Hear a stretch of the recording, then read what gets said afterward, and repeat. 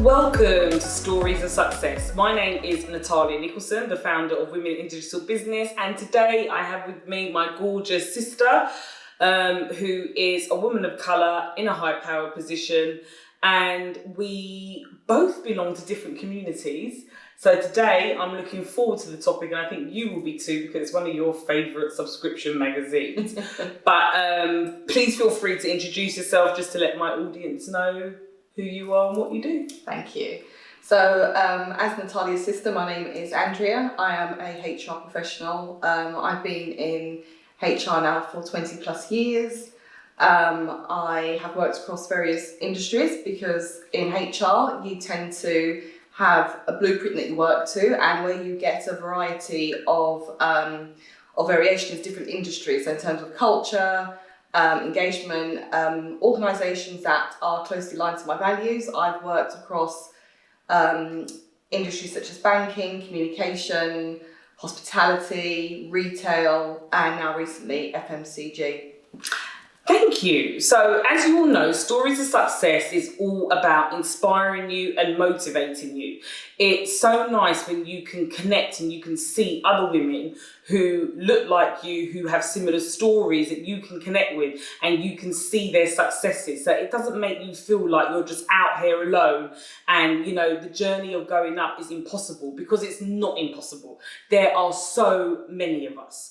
So with that said, Annabelle, as you know, who puts together our scripts every week, and when we broadcast these stories, has put together a really wonderful program today.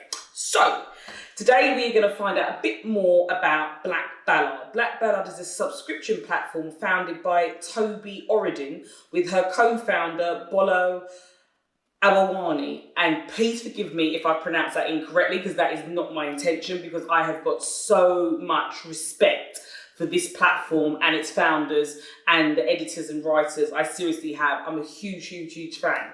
So the idea behind Black Ballad is to allow Black women to write about living life and challenges they may face. The Black Ballad Blog has budding writers, and it gives budding writers the opportunity to submit posts that will be seen by thousands to help them gain recognition and further their career. In many ways, a successful freelancer writer faces the same challenges as a woman who wants to start and grow a digital business.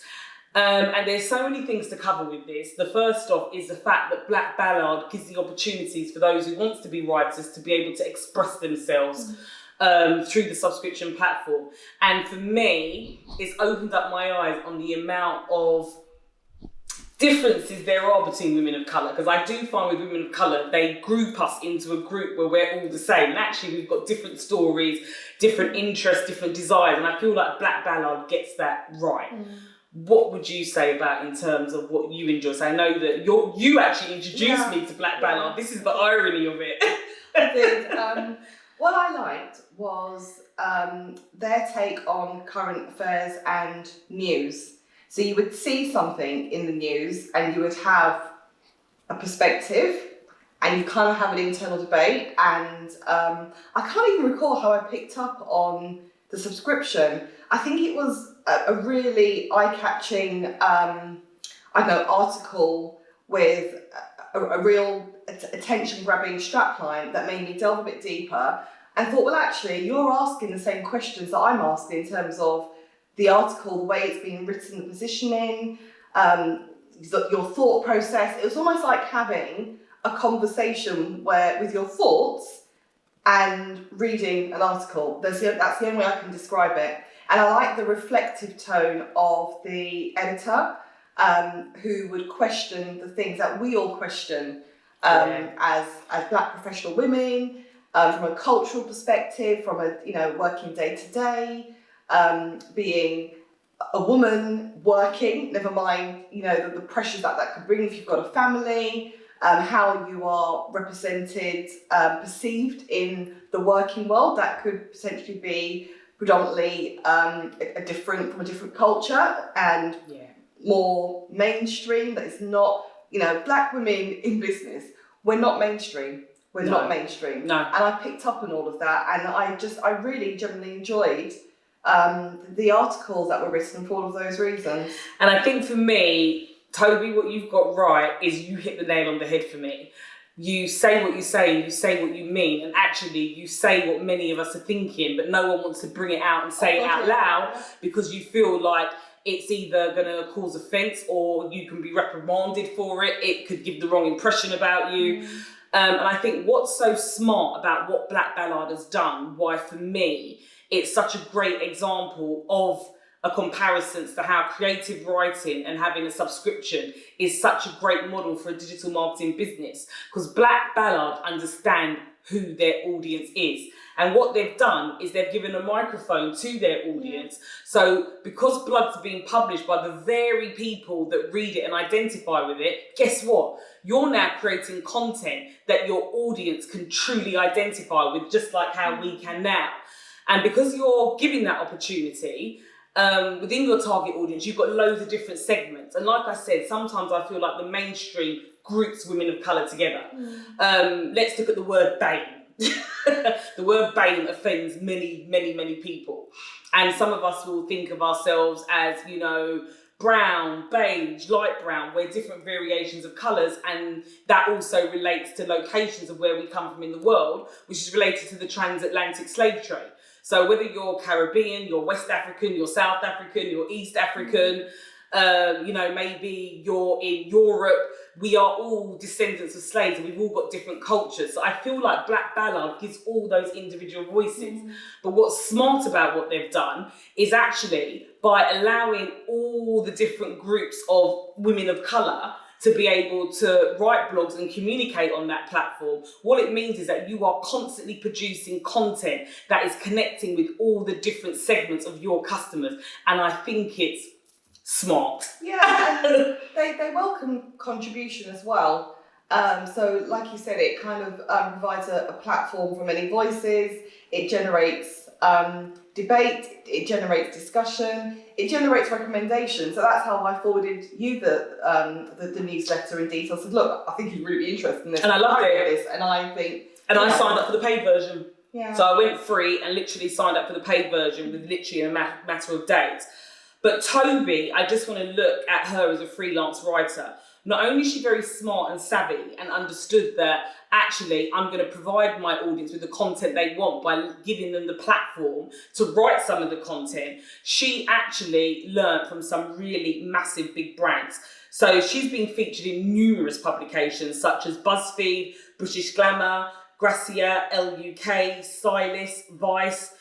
And one of the things that Annabelle has done for us today is that she just wanted to go through, like for any of you that are looking to get into freelance writing, it's still you being your own boss. You know, sometimes when we think about freelance writers, it's a bit like being an artist. You are still a female entrepreneur and a business owner within your own right. And you should definitely treat the gift that you've got with being able to write as a business. So Annabelle has kindly put some Q&As together for us. So, how important is it to be published and recognised in publications? The answer, it's not the be all and end all. And I think there's even for me, like when we have done crowdfunding and some major projects, it's like you want that recognition with PR, you want it to be covered. Does it have to be? If you're a writer, if you haven't got the being published in the big publications at Tobi, does that mean that that doesn't validate you? Does that mean that, you know, you're not good enough? No, it doesn't. You have to be able to believe in yourself. If you know you've got a gift, you have to be able to pat yourself on the back. And as women of colour, we are terrible at this. We do not recognise our own strengths and we want it to be validated. You know, I'm degree educated. Do I use my degree in my role? No. But yet somehow that's what validates me. And I just feel like it's really unfair. But Annabelle believes that great writers who can find it extremely difficult to have their writing published in major publications, and for this reason, pitching to publications should only take up 10% of your time. Tobi has done what I would always recommend to anyone who wants to write for a living. She started her own website and published her own work. She has promoted her website by concentrating on presenting herself as an authentic voice in mainstream media. Whatever career you want to pursue or business you want to start, I recommend basing what you do on something you feel passionate about? Yeah, I mean, not just, I would say, as short term as 5 years ago, somebody like Tobi could potentially create a really bland kind of like European sounding name, not have her picture on her blog. It would be a picture of a flower and her name could be A. Smith. And it would be so you couldn't identify with whoever was supplying the content, creating, because it was felt that, oh, actually, I'm a black woman, I have a non-European name, no one's going to read me, and that's what I have to hype. And a lot of women still feel that way. It's only the last year or so where people are trusting in their authentic self and saying, look, the world, this is me. Yeah, I could not agree more. I've definitely been on a journey of self-discovery.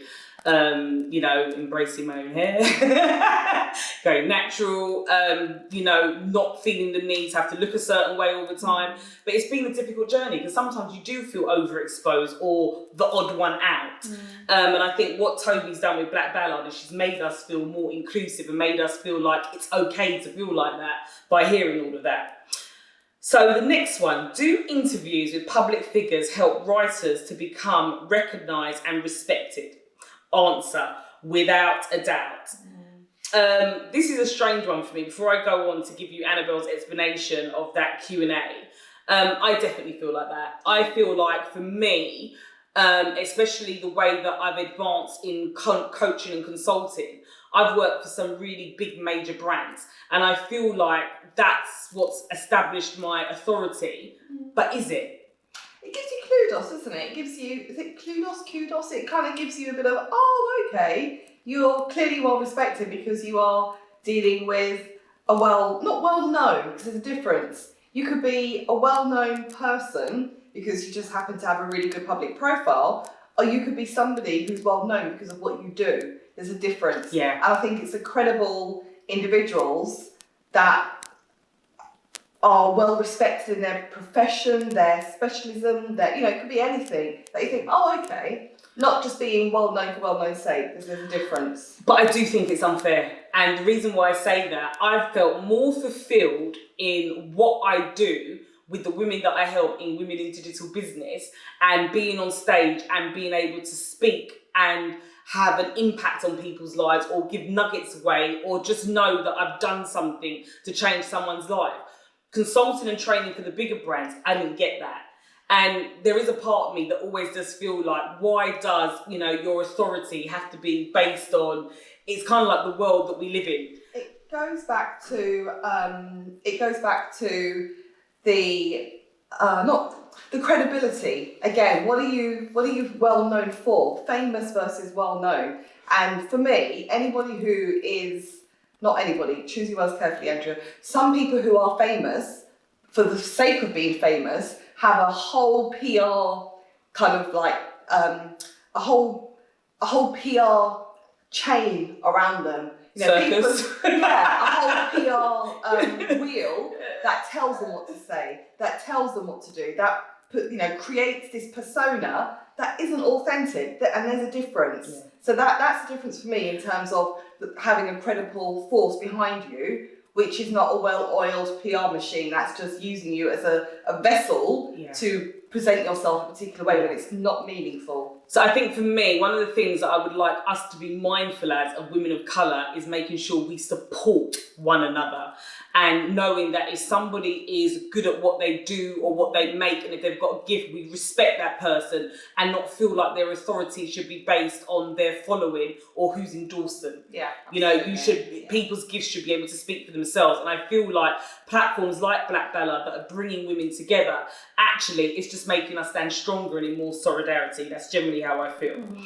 But Annabelle went on to explain that as a writer or entrepreneur, interviewing public figures is an effective way to gain prominence and promote yourself on your business. In her own words, approaching public figures might be daunting. However, when you demonstrate passion for what you do and choose carefully, it is possible to find public figures to interview. Tobi demonstrates this with an impressive list of public figures that she has interviewed. And these include Ryan Coogler, American film director, producer and screenwriter, Ava DuVernay, American filmmaker. Apologies if I've ever pronounced that incorrectly. Sir Trevor MacDonald, OBE, newsreader and journalist. Legend. Definitely. Legend. In addition to her website offering freelance writing, Tobi also speaks at educational institutions and conferences. And I think that's key, that even the influential people that she has interviewed, they are of stature, if that makes any sense. Going back to exactly what you said, she's avoided the PR circus. These are people that are gifted and recognised for their talent and what they do. So I absolutely love that. So this is another way both writers and entrepreneurs can promote themselves. Although I recognise it's not for everyone, if you are confident and comfortable speaking in front of others, the key is to choose a topic, serve a product that can be related to the topics by covering, but that's been covered, in mainstream media. And I'm smiling as I'm reading this because Annabelle knows me very well and definitely touched on a nerve here. I remember when I first started speaking, so I've always liked the idea of speaking and I've always felt like I've got something to say. Growing up, I didn't have the biggest voice, and as I got older, I definitely had a lot more to say.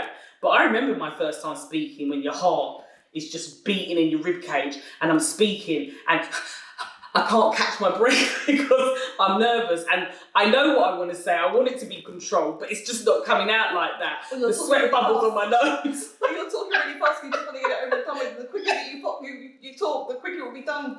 And it's like anything. Everybody's got a gift, but your gift just doesn't come out naturally the first time round. Little by little, you build your power. The greatest singers had to practice, and as you practice makes permanent. And I think we all need to remember that. I think in this Instagram world that we live in, you're expected that if you're going to be good at something, that you've just got to get it right straight away. It doesn't work like that. You have to do your time and you have to make your mistakes. And I think one of the things that Tobi has done really, really well with this is that she has been able to look what's going on in the mainstream media and she's been able to speak about that in a controlled way and speak out in a way that is reflective of women of colour but not disrespectful to other groups. And she's done it well. So when she spoke about things like diversity, LGBTQ+, mental health, physical health, eco news, fashion, sustainability, TV and film, these are all current affairs topics that we see day to day, but she has done it that she has covered mainstream topics from a perspective of an audience that is not represented, and that's Black women. So let's find out a little bit more about Tobi. So prior to launching Black Ballad, Tobi saw an issue she wanted to solve. This is key to all successful businesses, regardless of whether you provide a service or sell products. Tobi saw the lack of racial inclusivity when she worked with an entertainment magazine and wanted to start a platform that gave Black writers and speakers a place where they could be recognised for their abilities. I totally relate to Tobi's goal to provide a way for underrepresented voices of Black women to have a voice. Tobi and her co-founder Bola knew they needed to ensure Black Ballad remained sustainable.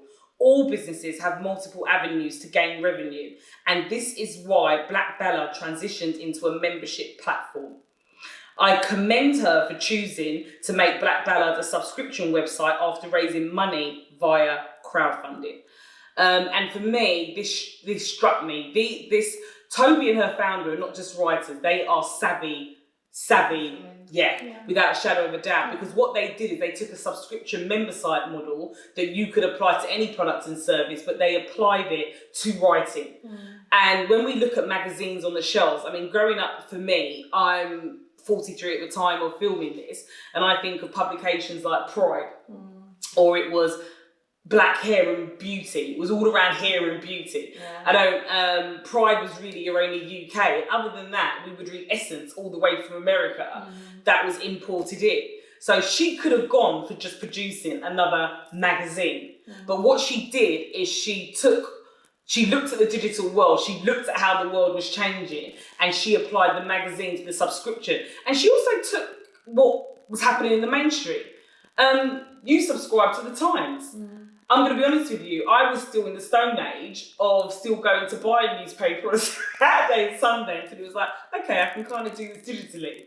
So you've seen broad paper press, we've seen main press, they have changed the way that they do business, and they've also gone into radio, podcasts. Yeah. There's more platforms and channels to access these publications. It's not just news and print anymore. News and print is, it's diminishing. However, nothing beats reading a broadsheet, reading a tangible, feel it, smell it. I don't know if it's at our age Sunday morning, cup of coffee and a newspaper and a magazine.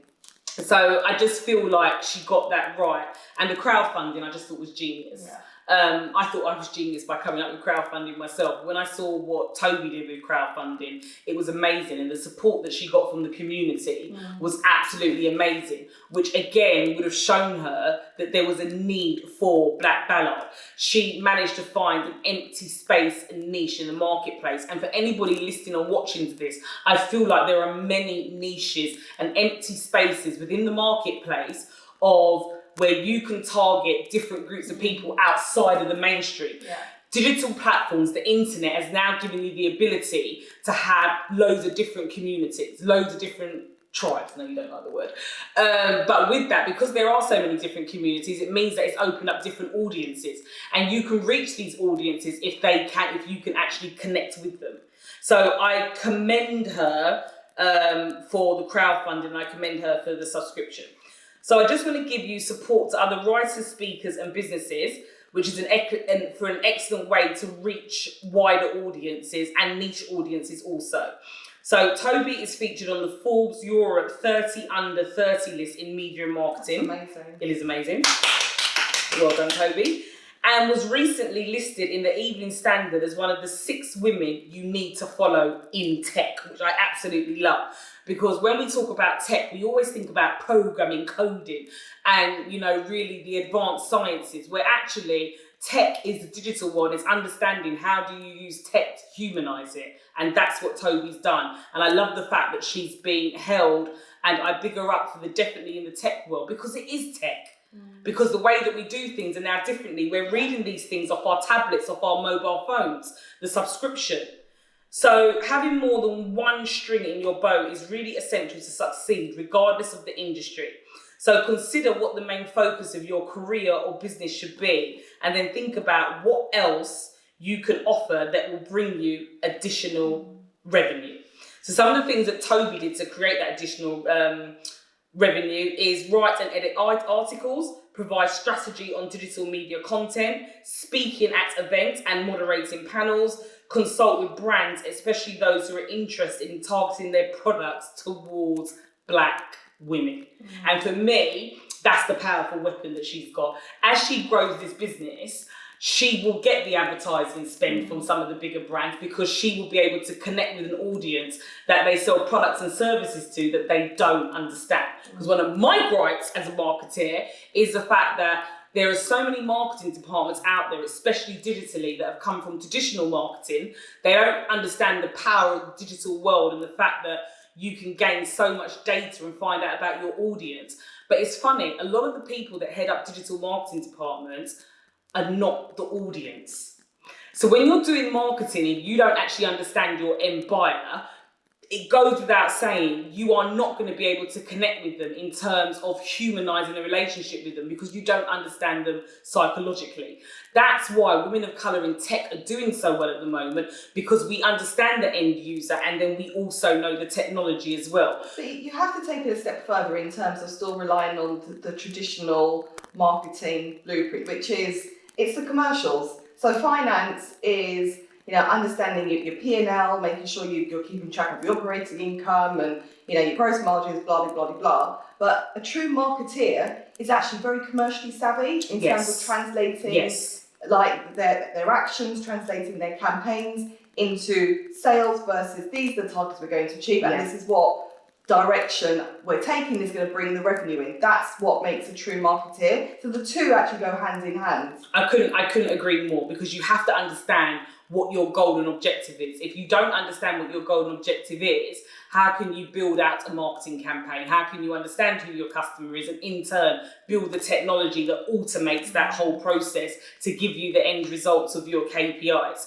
So great point, and I could not agree more. But with that said, we're going to close the show today. I still want to give Black Ballad story, one of my favourite success stories. If you haven't heard of them, please go and look them up. Please go and subscribe. Go onto the paid subscription. You know, if you're a writer, maybe you're going to start sending your blogs and articles in to get them published so we can hear your voice as an underrepresented woman. And if you want to gain more insight onto how you can, you know, get your writing out there, how you can get your business out there, how you can be selling online and be more successful at it, please make sure you join the Women in Digital Business community, and you also sign up for the lessons that we give that will really teach you how to humanize your relationships and get you more customers online. Andrea, as always, a pleasure, and we look forward to seeing you on the next episode. Thank you.